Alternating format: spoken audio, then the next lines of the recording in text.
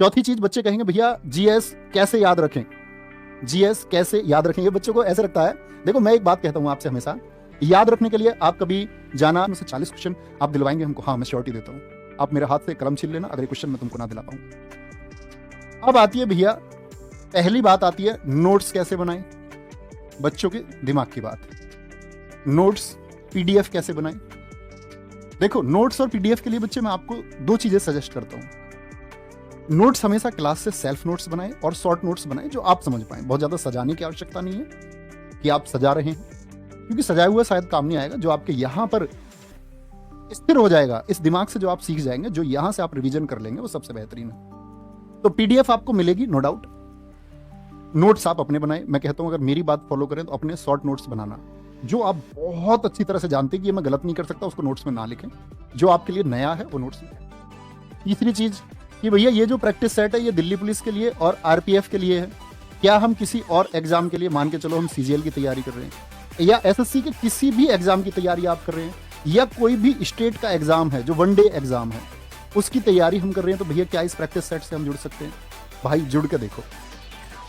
ये सब के लिए कहीं ऐसा नहीं होता कि दिल्ली पुलिस एक विशेष जीएस पूछेगी तो सीएचएसएल एक विशेष जीएस पूछेगी। ये इतने कंफ्यूजन क्लियर हुए।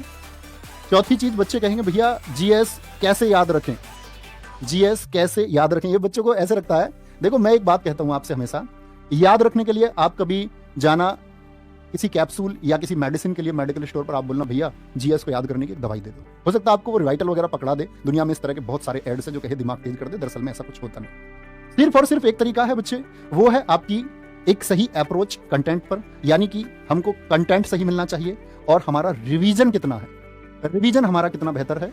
जैसे मैं कहता हूं बच्चों से हमेशा, आप अपने उस दोस्त को बहुत दूर से पहचान सकते हैं जाते हुए भी, जो आपको रोज मिलता है। आप दूर से पहचान लोगे कि वो मेरा दोस्त है। लेकिन एक ऐसा आदमी जो आपको कई सालों से नहीं मिला, आपको उसको दूर से नहीं पहचान सकते, क्योंकि आप उसको देखते नहीं हैं। हम उसको सबसे ज्यादा जल्दी से पहचान पाते हैं। हमारे दिमाग में सबसे ज्यादा इमेज उसकी बन पाती है जो हमारे सामने ज्यादा होता है। जैसे हम अपनी सिस्टर, भाई, मम्मी, पापा, किसी को भी पहचान सकते हैं दूर से भी। यही जीएस का फंडा है। मतलब देखोगे कितना, जितना ज्यादा रिवीजन करोगे। और बोलते हैं किसी चीज का आपने अगर 2 से 3 बार रिवीजन किया है तो वो चीज स्थायी हो जाती है, इस मेमोरी में हमेशा के लिए हो जाती है। मल्टीपल कहते हैं कि माइंड की मेमोरी मल्टीपल में काम करती है। पांचवी चीज आती है जो मैं बच्चों को हमेशा स्पेशल बताता हूँ, स्कैन टेक्निक। मैं हमेशा अपने दोस्तों को सिखाने की कोशिश करता हूँ कि ये जीएस को याद करने का एक शानदार तरीका, एड ऑन या बोनस आपके लिए हो सकता है। कैसे भैया? ये स्कैन टेक्निक क्या है?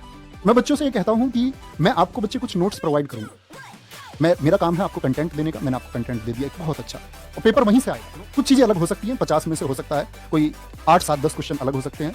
लेकिन क्या भैया आप ये श्योरिटी दे सकते हैं कि 50 में से 40 क्वेश्चन आप दिलवाएंगे हमको? हाँ मैं श्योरिटी देता हूँ। आप मेरे हाथ से कलम छीन लेना, अगर एक क्वेश्चन मैं तुमको ना दिला पाऊँ। दूसरी चीज स्कैन टेक्निक क्या है?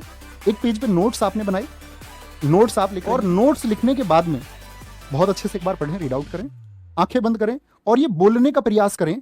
जो भी आपने क्वेश्चन को पढ़ा, उसका कुछ डेटा हमने पढ़ा, आंखें बंद करें और उस डेटा को बोलने का प्रयास करें। जैसे मैं बोल दूं आपसे कि सितार बजाने वाले निखिल बनर्जी हैं, बंदे हसन हैं, रविशंकर हैं, तो ये क्या काम करेगा?